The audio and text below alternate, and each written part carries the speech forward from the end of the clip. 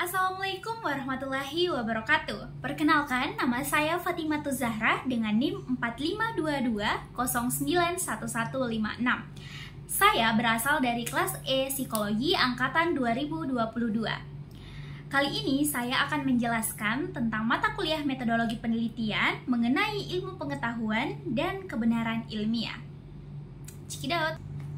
Oke, teman-teman, secara etimologi, ilmu ternyata berasal dari bahasa Arab yang artinya memahami, mengerti, atau mengetahui. Sedangkan dalam bahasa Inggris, ilmu biasanya disamakan dengan kata science atau ilmu pengetahuan. Namun, ternyata menurut KBBI atau Kamus Besar Bahasa Indonesia, ilmu dapat diartikan sebagai sebuah pengetahuan yang dapat disusun dengan metode tertentu. Namun teman-teman, ada juga beberapa definisi menurut para ahli.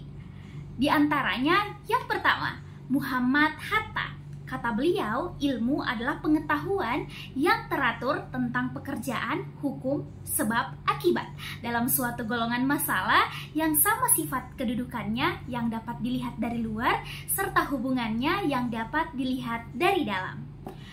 Lalu yang kedua, ada menurut M. Izzuddin Taufik.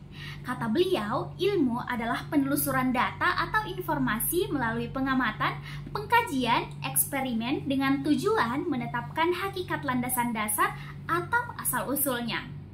Namun, ada pula menurut Sangji dan Sofia 2010, ada 4 cara untuk memperoleh pengetahuan. Yang pertama, melalui pengalaman pribadi. Ketika kita menghadapi masalah, manusia akan mencari solusi dengan belajar dari pengalaman masa lalunya. Contohnya, ketika ibu merawat anaknya yang sakit, ketika anaknya kembali sakit, maka ibu akan mengobati anaknya dengan ramuan yang sama. Kemudian, yang kedua ada modus otoritas. Orang yang mempunyai wewenang atau pengetahuan tertentu akan memberikan penjelasan yang wajar ke orang lain dan orang lain akan mempercayainya. Contohnya, seorang guru atau seorang dosen yang membawakan materi kepada siswa atau mahasiswanya, di mana para siswa dan mahasiswa akan mendengarkan dan mempercayai para dosen karena mereka mempercayainya. Yang ketiga, melalui penalaran deduktif. Penalaran deduktif ini dimulai dari hal-hal yang bersifat umum menuju hal yang khusus. Penalaran deduktif disebut juga silogisme, digunakan untuk menguji kesimpulan psikologis yang terdiri dari 3 hubungan, yaitu premis mayor, premis minor, dan kesimpulan. Contohnya, premis mayor, semua makhluk hidup akan mati. Premis minornya, manusia adalah makhluk hidup, sehingga kesimpulannya semua manusia akan mati. Yang selanjutnya ada penalaran induktif, di mana pencarian pengetahuan dimulai dengan observasi terhadap hal-hal khusus atau fakta konkret menuju hal-hal yang lebih umum. Oke, kita beralih ke materi selanjutnya. Oke teman-teman, ternyata ada 4 sumber pengetahuan. Yang pertama, rasional, di mana sumber pengetahuan yang dapat dipercaya adalah pikiran atau rasio atau akal dan jiwa manusia. Pengalaman dianggap sebagai perangsang bagi akal dan sebagai pendukung pengetahuan yang telah ada. Terus yang kedua ada empiris. Nah, empiris ini di mana teori tabula rasa yang menyatakan bahwa awalnya manusia itu tidak tahu apa-apa atau terlahir secara bersih atau suci. Nah, pengetahuan itu berasal dari pengalaman indrawi yang mengisi catatan harian jiwa seseorang sehingga menjadi sebuah pengetahuan yang berarti di mana pengalaman adalah sumber dari pengetahuan yang ditangkap dari panca indera. Yang ketiga yaitu kritisis, di mana pengetahuan manusia itu berasal dari dunia luar maupun dari jiwa atau pikiran manusia. Ini merupakan penjelasan dari Kant. Jadi kritisis ini penggabungan antara sumber dari rasional dan empiris. Kemudian yang keempat ada intuisi, di mana pengetahuan itu diperoleh tanpa melalui proses pemikiran tertentu. Oke, kita lanjutkan. Sutrisno mengemukakan bahwa ilmu pengetahuan adalah kumpulan dari pengalaman dan pengetahuan sejumlah orang yang kemudian dipadukan secara harmonis dalam satu bangunan yang teratur. Selanjutnya, ternyata ada syarat ilmu pengetahuan, sebagaimana pendapat dari Ferdiansyah, yaitu sistematik, yang merupakan kesatuan teori-teori yang tersusun sebagai suatu sistem.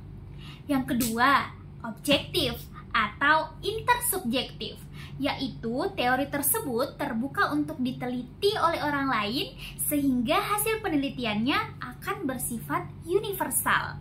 Kemudian yang ketiga, dapat dipertanggungjawabkan. Nah, ilmu pengetahuan harus mengandung kebenaran yang bersifat universal. Dengan kata lain, dapat diterima oleh orang lain atau ahli-ahli yang lain. Kemudian selanjutnya ada hakikat dari kebenaran. Syafi'i dalam Nasir 2011 menyatakan bahwa maksud dari hidup ini adalah untuk mencari kebenaran. Oh iya, Plato pernah berkata, apa sih kebenaran itu? Lalu pada waktu yang tak bersamaan, bahkan jauh belakangan, Bradley menjawab, kebenaran itu adalah sebuah kenyataan. Tapi, bukankah kenyataan itu tidak selalu yang seharusnya terjadi atau biasa orang bilang dasein dasolen? Namun, apa yang kita pegang sebagai kebenaran saat ini atau hari ini, mungkin di hari yang akan datang akan perlu kita lakukan atau akan perlu kita uji kebenarannya, karena akan menyesuaikan dengan perkembangan zaman. Karena kebenaran hari ini belum tentu menjadi kebenaran di masa yang akan datang. Selanjutnya ada hakikat kebenaran. Harlet Hatitus dalam Miska 1983 menyatakan bahwa kebenaran ialah sesuatu yang sesuai dengan fakta atau sesuatu yang selaras dengan situasi aktual. Kebenaran dalam ilmu pengetahuan adalah kebenaran yang sifatnya objektif, yakni kebenaran yang harus didukung oleh fakta-fakta, kenyataan dalam objektif, dan harus lepas dari keinginan subjek. Nah, secara ontologi, kebenaran ilmu pengetahuan digolongkan menjadi dua jenis, yaitu teori korespondensasi dan koherensi. Selanjutnya, metode ilmiah. Metode ilmiah pastinya menggunakan langkah-langkah yang sistematis dan teratur, serta terkontrol dengan mempunyai kriteria berdasarkan fakta, bebas dari prasangka, menggunakan prinsip-prinsip analisis, kemudian menggunakan hipotesis, lalu menggunakan ukuran yang objektif, serta yang terakhir menggunakan teknik kuantifikasi metode ilmiah yang didasari oleh sikap ilmiah pula. Selanjutnya, pendekatan mencari kebenaran ilmiah yang bertumpu pada dua anggapan dasar, yaitu kebenaran dapat diperoleh dari pengamatan. Yang kedua, gejala itu timbul sesuai dengan hubungan-hubungan yang berlaku menurut hukum-hukum tertentu.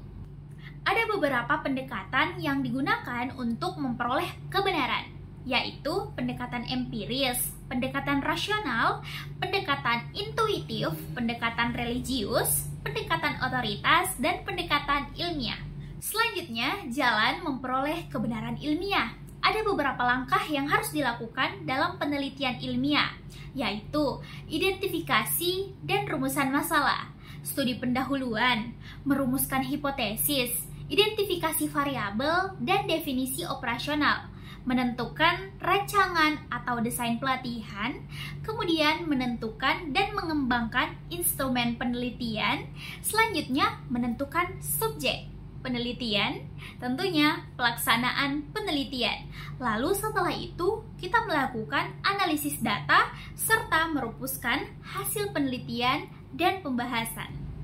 Oke, itulah tadi sedikit penjelasan mengenai ilmu pengetahuan dan kebenaran ilmiah. Semoga bisa dipahami. Saya akhiri. Assalamualaikum warahmatullahi wabarakatuh. Terima kasih.